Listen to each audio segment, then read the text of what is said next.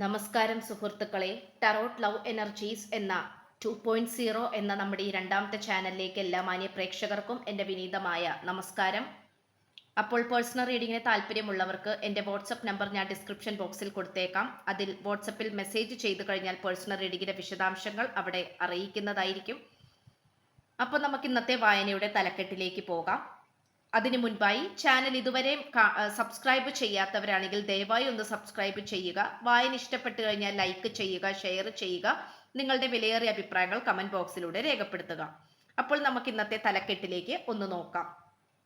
നീയും ഞാനും ഒരുമിച്ചുള്ള ജീവിതം നമ്മൾ എത്രയോ സ്വപ്നം കണ്ടിരിക്കുന്നു. എത്ര ത്യാഗങ്ങൾ സഹിച്ചിട്ടായാലും നിന്നെ ഞാൻ സ്വന്തമാക്കിയിരിക്കും. ഈ ഒരു ഊർജമാണ് നമ്മൾ ഇന്ന് വായന ചെയ്യുവാനായി പോകുന്നത്. ഇന്നത്തെ വായനയിൽ പരിപൂർണമായിട്ടും നിങ്ങളുടെ വ്യക്തിയെയും നിങ്ങളെയും കുറിച്ചിട്ടുള്ള വായനയാണ് ചെയ്യാനായിട്ട് പോകുന്നത്. ഈ വ്യക്തിക്ക് നിങ്ങളെക്കുറിച്ച് എന്തെങ്കിലും പദ്ധതികളുണ്ടോ, താല്പര്യങ്ങളുണ്ടോ, അല്ലെങ്കിൽ പ്ലാനിംഗ് ഉണ്ടോ, തീരുമാനങ്ങളുണ്ടോ, നിങ്ങളോടുള്ള ഉദ്ദേശം എന്താണ്, ലക്ഷ്യബോധമുണ്ടോ, ഈ പ്രണയബന്ധത്തിനെ കുറിച്ചിട്ടുള്ള ഈ വ്യക്തിയുടെ അഭിപ്രായം എന്താണ്, ഇതൊക്കെയാണ് നമ്മൾ ഇന്ന് നോക്കാനായിട്ട് പോകുന്നത്. അപ്പോൾ തീർച്ചയായിട്ടും ഈ പേഴ്സൺ വളരെയധികം പ്രതീക്ഷയോട് കൂടിയാണ് ഈ പ്രണയബന്ധത്തിലേക്ക് വന്നുപെട്ടിട്ടുള്ളത്. ആദ്യമൊക്കെ ചെറിയ രീതിയിൽ അല്ലെങ്കിൽ ചെറിയ തോതിൽ അത്ര കാര്യമാക്കാതെ വളരെ സ്വാഭാവികമായിട്ടുള്ള ഒരു പ്രണയബന്ധമായിരിക്കാം നിങ്ങൾ രണ്ടുപേരും തുടങ്ങി വെച്ചിട്ടുണ്ടാകുന്നത്. ആദ്യമൊക്കെ നിങ്ങളോട് വളരെയധികം ആകർഷണമായിരുന്നു ഈ പേഴ്സൺ ഓരോ നിമിഷവും തോന്നിയിരുന്നത്. അത് പുറമേയുള്ള സൗന്ദര്യം കണ്ടിട്ടാകാം, അല്ലെങ്കിൽ നിങ്ങളുടെ മറ്റെന്തെങ്കിലും പ്രത്യേകതകളോ കണ്ടിട്ടാകാം. അത്തരം കാര്യങ്ങളൊക്കെ കണ്ടിട്ടുള്ളത് കൊണ്ട് തന്നെ ഈ വ്യക്തിക്ക് ആദ്യമൊക്കെ നല്ല രീതിയിൽ തന്നെയുള്ള ആകർഷണമാണ് നിങ്ങളുടെ ഏറ്റവും കൂടുതൽ ഉണ്ടായിരുന്നത്. പക്ഷെ ഇപ്പോൾ ആ ആകർഷണങ്ങൾ എല്ലാം തന്നെ മാറിക്കൊണ്ട് നിങ്ങളെ ഈ വ്യക്തിയുടെ ജീവന്റെ പാതിയായിട്ടാണ് ഇപ്പോൾ കണക്കാക്കുന്നത്. കാരണം ഈ പേഴ്സണ് ഇപ്പോൾ സന്തോഷിക്കണമെങ്കിൽ നിങ്ങളുടെ സാന്നിധ്യം കൂടിയേ തീരൂ. അല്ലെങ്കിൽ നിങ്ങളുടെ സാന്നിധ്യം ഉണ്ടെങ്കിൽ മാത്രമേ ഈ വ്യക്തിക്ക് പരിപൂർണതയിലേക്ക് വന്ന് എത്തിച്ചേരുവാനായിട്ട് സാധിക്കുകയുള്ളൂ. അല്ലെങ്കിൽ എവിടേക്കോ മനസ്സിൽ സംഭവിച്ചിട്ടുള്ള എന്തൊക്കെയോ വിള്ളലുകളാണ് ഈ വ്യക്തിക്ക് വരുന്നത്. ഒന്നിലും ഒരു തൃപ്തി വരാത്തതും അല്ലെങ്കിൽ ഒന്നിലും ഒരു സന്തോഷം കണ്ടെത്താനാവാത്തതുമായിട്ടുള്ള പ്രശ്നങ്ങളാണ് ഈ വ്യക്തിയെ ഓരോ നിമിഷവും അലട്ടിക്കൊണ്ടിരിക്കുന്നത്. ഇപ്പോൾ നല്ല രീതിയിൽ തന്നെ വിദ്യാഭ്യാസവും സാമ്പത്തികപരമായിട്ടുള്ള ഉയർച്ചയും ഒക്കെയുള്ള പേഴ്സൺ ആയിരിക്കാം. പക്ഷെ എങ്കിൽ പോലും എവിടേക്കോ നല്ല രീതിയിൽ തന്നെ നിങ്ങളെ ഓർത്തോർത്ത് വിഷമിച്ചു കൊണ്ടിരിക്കുകയാണ്. ഇവിടെ എനിക്ക് ഏറ്റവും കൂടുതൽ കാണുവാൻ സാധിക്കുന്നത് ഈ വ്യക്തി നിങ്ങളുടെ കാര്യത്തിൽ ചില അടിയന്തരമായ തീരുമാനങ്ങൾ എടുത്തിട്ടുണ്ട് എന്നുള്ളത് തന്നെയാണ്. ഇത്രയും കാലം ഈ വ്യക്തി പേടിച്ചും വളരെയധികം ഭയത്തോടു കൂടിയാണ് നിങ്ങൾക്ക് നേരെ മൗനം പാലിച്ചിരുന്നത്. യാതൊരു കാരണവശാലും നിങ്ങളോട് താല്പര്യമില്ലാഞ്ഞിട്ടോ ഇഷ്ടക്കുറവായിട്ടോ അല്ല. ഈ വ്യക്തിക്ക് ഒരു കാരണവശാലും നിങ്ങളുടെ അടുത്തേക്ക് വരാൻ പറ്റാത്ത വിധത്തിലായിരുന്നു ശത്രുക്കൾ ഈ വ്യക്തിയെ നിങ്ങളിൽ നിന്നും ബന്ധിച്ചിരുന്നത്. തീർച്ചയായിട്ടും നിങ്ങളുമായിട്ടുള്ള കല്യാണം സ്വപ്നം കണ്ടുകൊണ്ട് തന്നെയാണ് ഈ വ്യക്തി നിങ്ങളുടെ ജീവിതത്തിലേക്ക് കടന്നു വന്നിട്ടുള്ളത്. അപ്പോൾ ആദ്യമൊക്കെ ഒരു ഫിസിക്കൽ അട്രാക്ഷൻ മാത്രമായിരുന്നു. അത് പിന്നീട് മാനസികപരമായിട്ടുള്ള ഒരു ആത്മബന്ധത്തിലേക്ക് വഴി തെളിയിക്കുകയും നിങ്ങൾ ഈ വ്യക്തിയുടെ ജീവിതത്തിന്റെ ഏതോ ഒരു ഭാഗമാണെന്നും പ്രധാനപ്പെട്ട ഒരു കഥാപാത്രമാണെന്നും ഈ വ്യക്തി മനസ്സിലാക്കുന്നു. ഈ വ്യക്തി മനസ്സുകൊണ്ട് ആഗ്രഹങ്ങൾ കൊണ്ട് ഒരു കൊട്ടാരം തന്നെ പണിതു എന്ന് വേണമെങ്കിൽ പറയാം. ഇവിടെ നല്ല രീതിയിൽ തന്നെ മുജ്ജന്മത്തിലുള്ള പലതരത്തിലുള്ള സിറ്റുവേഷൻസ് ആണ് ഈ വ്യക്തിയുടെ ജീവിതത്തിലേക്ക് വന്നു ചേർന്നിട്ടുള്ളത്. അതുകൊണ്ട് തന്നെ വിരഹ ദുഃഖം എവിടേക്കോ ഈ വ്യക്തിയുടെ കൂടപ്പിറപ്പാണ്. അത് ഇതിനു മുമ്പ് ഉണ്ടായിട്ടുള്ള ദാമ്പത്യ ജീവിതമായിരിക്കാം, അല്ലെങ്കിൽ പ്രണയബന്ധമായിരിക്കാം. അതൊക്കെ തകർന്നടിഞ്ഞ് ഒരു കാരണവശാലും അതൊക്കെ വിജയത്തിലേക്ക് കൊണ്ടുപോകാൻ ഈ വ്യക്തിയെ കൊണ്ട് സാധിച്ചിട്ടില്ല. അതിൻ്റെയൊക്കെ നിരാശ നല്ല രീതിയിൽ തന്നെ ഈ വ്യക്തിയുടെ മനസ്സിൽ ഉടനടി നിലനിൽക്കുന്നു. അതുകൊണ്ട് ഈ വ്യക്തിക്ക് ഭയമാണ് ഒരാളെ അന്ധമായി പ്രണയിക്കുവാനും സ്നേഹിക്കുവാനും വിശ്വസിക്കുവാനും.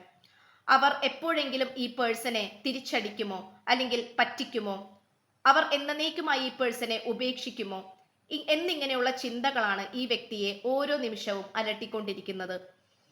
ഇവിടെ ഈ വ്യക്തി തീരുമാനങ്ങളൊന്നും എടുക്കാതെ വന്നപ്പോൾ ഒരുപക്ഷെ നിങ്ങൾ പോലും, ഈ വായന കണ്ടുകൊണ്ടിരിക്കുന്ന നിങ്ങൾ പോലും ഒരടി പിന്നിലേക്ക് വെച്ചിട്ടുണ്ടാകാം, അല്ലെങ്കിൽ പുറകിലേക്ക് വലിഞ്ഞിട്ടുണ്ടാകാം.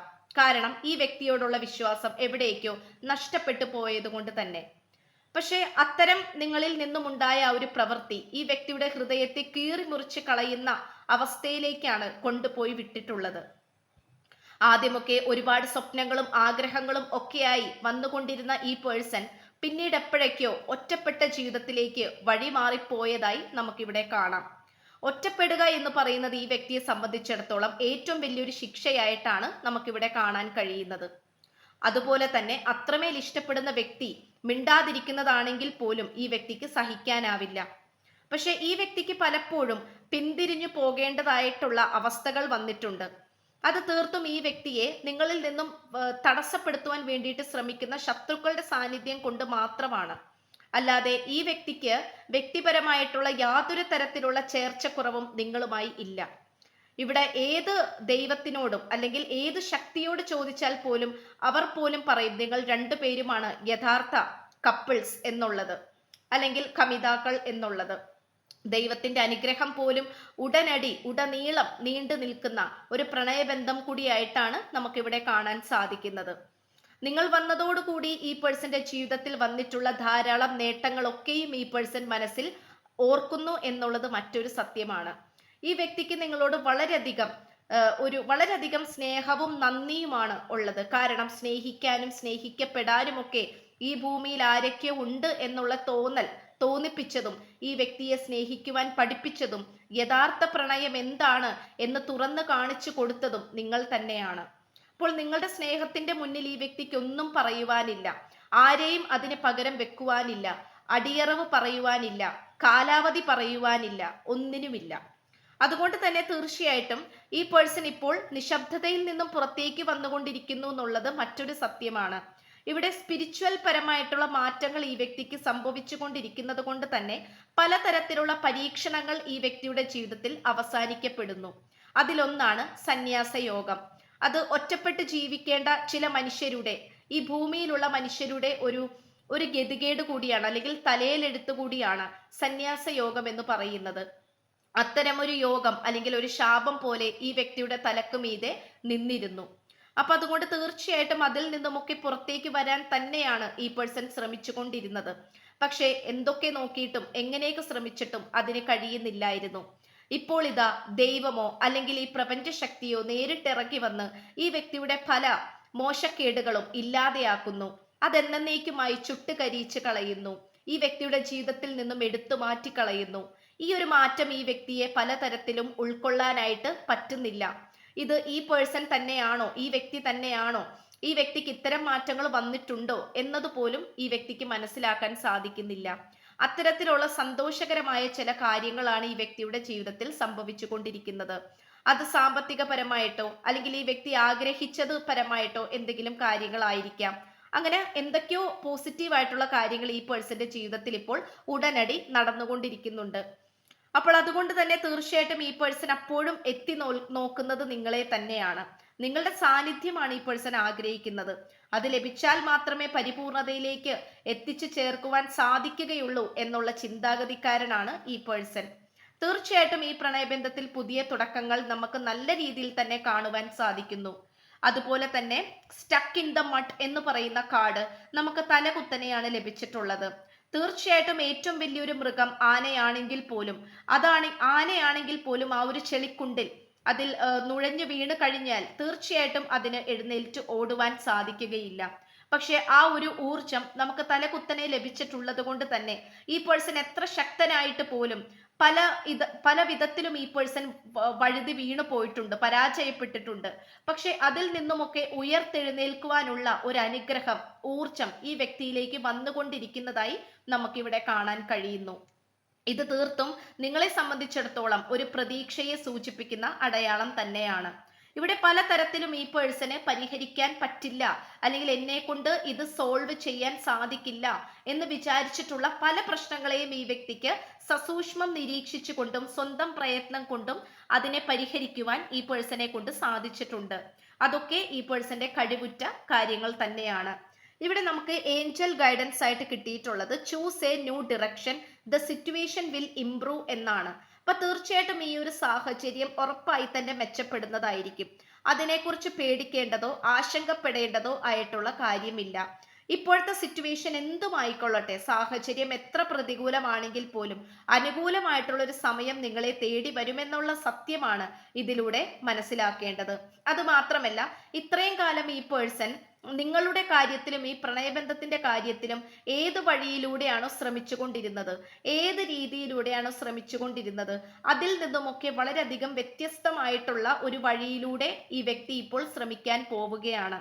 അത് മറ്റാരെങ്കിലും വഴിയായിരിക്കാം, മറ്റാരുടെയെങ്കിലും പുതിയതായിട്ടുള്ള വ്യക്തികളുടെ സഹായത്തോട് കൂടിയായിരിക്കാം, അല്ലെങ്കിൽ വേറെ എന്തെങ്കിലും കാര്യങ്ങളിലൂടെ ആയിരിക്കാം ഈ പേഴ്സൺ അത് നേടിയെടുക്കാനായിട്ട് ആഗ്രഹിക്കുന്നു. അതാണ് നമുക്ക് ഏഞ്ചൽ ഗൈഡൻസ് ആയിട്ട് ലഭിച്ചിട്ടുള്ളത്. ഇനി ഈ വ്യക്തിക്ക് നിങ്ങളോട് പറയാനുള്ള പ്രണയ സന്ദേശം എന്ന് പറയുന്നത്, നമ്മുടെ കല്യാണം ഞാൻ സ്വപ്നം കാണുന്നു. അതെ, നിങ്ങളുമൊത്തുള്ള വിവാഹം ഈ വ്യക്തി സ്വപ്നം കണ്ടുകൊണ്ട് നിൽക്കുന്നു. ഞാൻ നിന്നെ മാനിഫെസ്റ്റ് ചെയ്യുന്നുണ്ട്. അതെ, ശക്തമായിട്ടുള്ള മാനിഫെസ്റ്റേഷൻ നമുക്ക് ഈ വായനയിൽ ഉടനീളമായി കാണുവാൻ കഴിയുന്നു.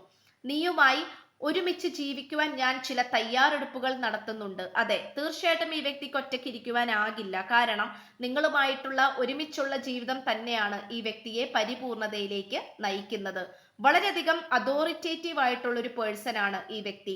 സ്വന്തം കാര്യങ്ങൾ സസൂക്ഷ്മം നിരീക്ഷിച്ചുകൊണ്ട് അതിന്റെ പോരായ്മകളെല്ലാം തന്നെ പരിഹരിച്ച് പൂർണ്ണതയോടുകൂടി മുന്നോട്ട് പോകുന്ന വളരെയധികം കോൺഫിഡന്റ് ആയിട്ടുള്ള ഒരു പുരുഷനെയോ സ്ത്രീയെയോ ആണ് എനിക്കിവിടെ കാണാൻ സാധിക്കുന്നത്. അത്ര പെട്ടെന്നൊന്നും ഇവര് പിന്തിരിഞ്ഞു പോകുന്നവരല്ല, അല്ലെങ്കിൽ പിൻവാങ്ങുന്നവരല്ല, തോൽവി സമ്മതിക്കുന്നവരും അല്ല. അപ്പോൾ ഇത്രയുമാണ് നമുക്ക് ലഭിച്ചിട്ടുള്ളത്. അപ്പോൾ ചാനൽ ഇതുവരെയും സബ്സ്ക്രൈബ് ചെയ്തിട്ടില്ലെങ്കിൽ ദയവായി ഒന്ന് സബ്സ്ക്രൈബ് ചെയ്യുക. വായന ഇഷ്ടപ്പെട്ടാൽ ലൈക്ക് ചെയ്യുക, ഷെയർ ചെയ്യുക. നിങ്ങളുടെ വിലയേറിയ അഭിപ്രായങ്ങൾ കമന്റ് ബോക്സിലൂടെ രേഖപ്പെടുത്തുക. ഡിസ്ക്രിപ്ഷൻ ബോക്സിൽ നമ്മുടെ പേഴ്സണൽ റീഡിങ്ങിന്റെ വാട്സപ്പ് നമ്പർ ഉണ്ട്. അതിൽ വാട്സപ്പിൽ മെസ്സേജ് ചെയ്താൽ മതി. അപ്പോൾ പുതിയൊരു അധ്യായത്തിൽ കാണുന്നത് വരേക്കും എല്ലാ മാന്യ പ്രേക്ഷകർക്കും എൻ്റെ വിനീതമായ നന്ദി, നമസ്കാരം. God bless you.